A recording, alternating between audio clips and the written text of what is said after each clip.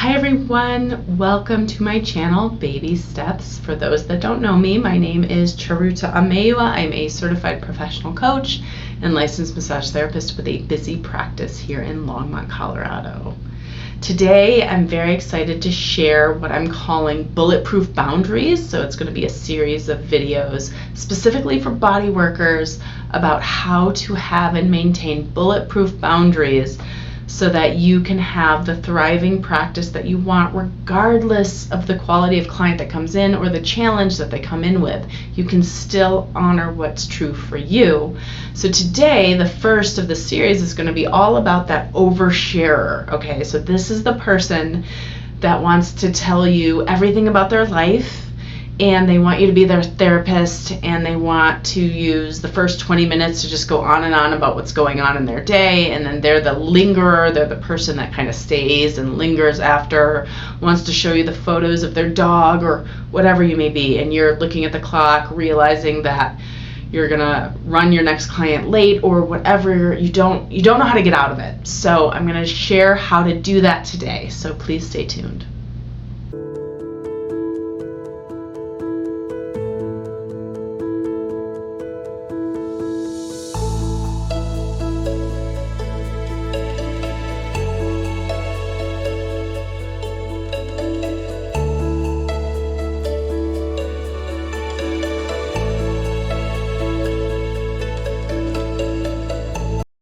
Okay, so let's just get right into it. Let's go through a scenario.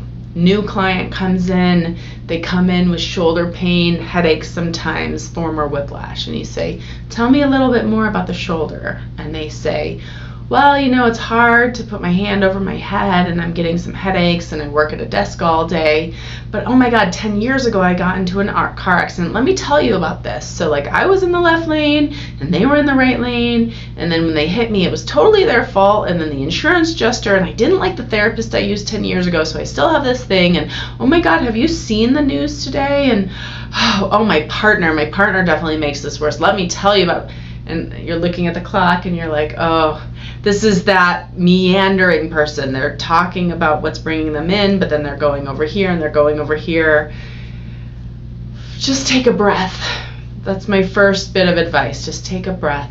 Remind yourself that you are a healer. Yes, it's one of these kinds of clients, and that's okay. It's honorable. In our society, we are undertouched. If you don't have a lover or children or a husband, you're not getting much touch, most of us adults. And so this person needs you. Okay, so take a breath and remind yourself. And if you find yourself getting frustrated, remind yourself that this is an opportunity for you to hone your boundaries, to create those bulletproof boundaries that you need. So just hang in there, take a breath, put a little smile on your face and smile and recognize, okay, this is who I'm dealing with. Now here are some tricks on how to get out of it. Number 1, gently interrupt them and soften your voice. I'm so sorry, but I need to ask more about that shoulder. You see, I don't want to cut into your time at all. So let me just follow up with your shoulder. Does it hurt here or here? I need this information so I can give you the best treatment. Okay. So they say, yeah. My shoulder, ow, like this. But oh my God, but you've got to understand the way. Just let me share one more thing. Okay. So you're sitting there and you say, okay, how does this relate to your, bring it back. How does this relate to your shoulder? My voice is soft. Okay, so let's say they're like, yeah, but one more thing. I really want to hear all of this, but I don't want to cut into your time, not even for a minute. So let's have you finish this as you're on the table, okay? Yep. I mean, just one more thing. Okay. So then what I do is I get up off of my stool and I go to the table and I actually fold down the sheet. And I'm like, I want you to start like this and like this. Just hold that thought. I'm going to go out and wash my hands. I want to get you on the table. I usually allow 10-15 minutes tops for a new client.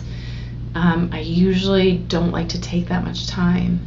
And so those are my strategies for how to get them on task. Now you go wash your hands, you do whatever you need to do, and then you come back And then you say, now, I really want to get to the bottom of what you're telling me, but I want to do it in a really concise way so you can really deepen and focus.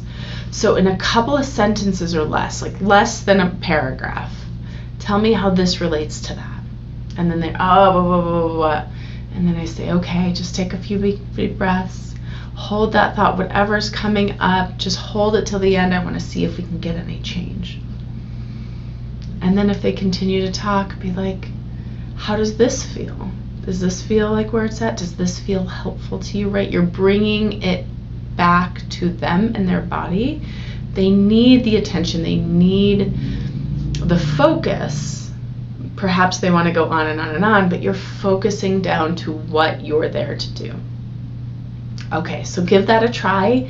I would love to know if it works in the comment section, or like if there's something else that works better for you. I'd love to know. Okay, so now let's talk about the exit. So thank you so much for the honor and privilege of working with you. Go ahead and get dressed. This water is for you. I'm going to meet you out front. Okay. So then, your next client is in the waiting room. You still have to check out. They come, oh, I feel so much better. Thank you so much. I haven't felt this good in 10 years, man. 10 years ago, I was, let me just show you some pictures of my dog, right? Okay. So at this point, you say, well, let's get you rescheduled. Let's take your payment. I have to get going. And if they're like, well, let me just show you, would you do me a favor? Would you put this in an email for me? And you see you're just soft and you're loving and you're kind. I want to hear about it. I just can't right now.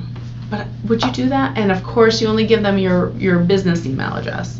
Or could you put these pictures in a text? I'm going to have a break in a little while and I'd love to see them, and then I'll comment.